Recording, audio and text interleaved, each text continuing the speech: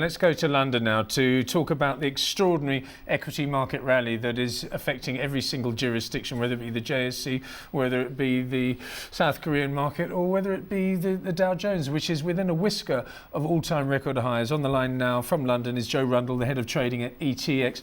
Joe, I've been in the market for quite a long time. I've never seen such a relentless rally. Yeah, it's quite amazing. The Dow's on course for its best January for 20 years, so there definitely is a big lot of positivity here. The question is whether it's sustainable, because the underlying problems don't really seem to have been solved. There's still a big question on the debt ceiling and spending cuts, and also Europe definitely is far from its problems. So it's a bit of a curious one at the moment. Yeah, but you're a dying breed, unfortunately, Joe. I was with you last year on this whole business of the fact that if there's no growth in the economy, then surely we can't buy equities just because there's a lot of liquidity around and there's nothing else to buy. But apparently that is the case. And somebody said to me yesterday, says, I don't care why this share is going up. It's going up and I'm staying with it.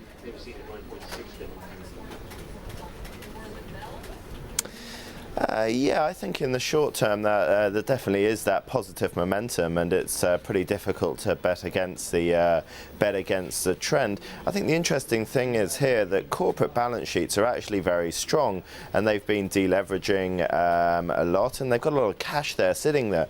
So it's a question of what they're going to do with it. Consumer confidence to me seems to be the key, and it doesn't seem to be too bad. We've had positive consumer confidence out of Germany today, and as long as the consumers in Europe carry on spending money, Europe might just be able to sort of stand still and eke out a little bit of growth as the world economy recovers, led by the US and China. Talking about Europe, there was before we get to the South African story, the JSE, there was an article in the Financial Times this morning about 100 billion euros going into peripheral Europe. And I've spoken to people who have said they've made 40 to 50%, for example, on certain Greek stocks in the last 6 months or so.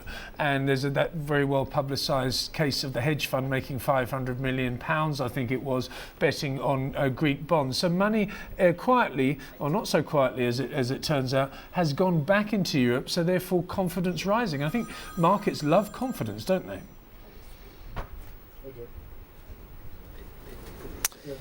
Yeah, they do, and we are seeing a little bit of a switch round, and I think it's a good trade for 2013 is buying the periphery and selling Germany and France. I think there's certainly a case that Germany is going to have to put its hand in the pocket and bail out to some extent, whether it's an official bailout, Spain and Italy and certainly Greece, and that brings up the risk of Germany. Their yields are incredibly low, so the periphery economies look okay at the moment, and Spanish bonds being sort of underpinned by the ECB at 6%, you kind of haven't got much of a downside unless there's a full-blown default, and that seems to be completely off the table at the moment. So confidence is in that periphery on the basis that Germany is going to have to bail out the rest.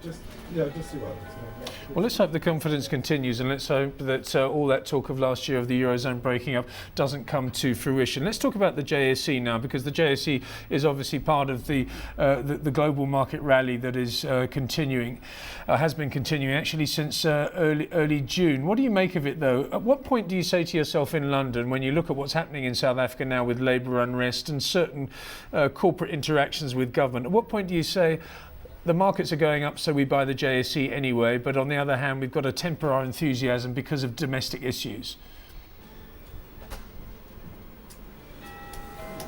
Yeah, the JSE is really interesting because it does have, like you said, this labour overhang that's not quite sure and can suddenly change the cost bases significantly. So it's a very much a risk appetite trade, but in the current environment, it definitely seems a good play because you're betting on that confidence through Europe recovering and the momentum given by the stock exchange, but also a China recovery which seems to be coming, or less of a hard landing, which seems to be coming to fruition as well.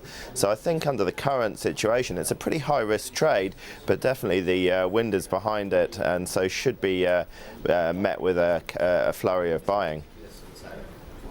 Okay, so it's a high-risk trade, and the rand, of course, has reflected the high-risk nature of the South African market by going to 9.14, 9.15 yesterday, which to me is a barometer of international sentiment towards our country. But I suppose if we got our act together politically and from a policy point of view towards, for example, the mining sector, this would be a great place to be, or be an even better place to be because of what you just said. China growing at 7.9%, commodity investors placing big bets on commodities since that Chinese number came out. So all in all, is South Africa the place to be?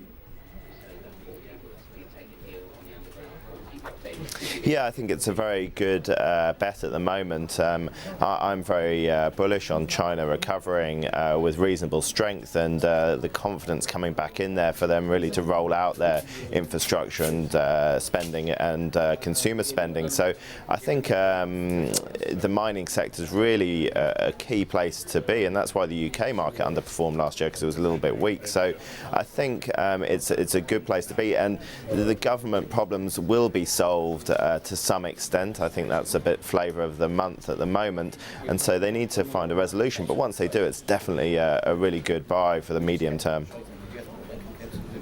Just in the light of all this, not irrational exuberance, but certainly exuberance in equity markets as money comes out of bonds, and we saw the 10-year in the United States going to 2% very briefly last night. Amidst all that, do you sort of whisper in corridors with your colleagues and say, yes, this is fantastic, but we've got to have a little bit of insurance in place just in case something happens, because it's all almost too good to be true?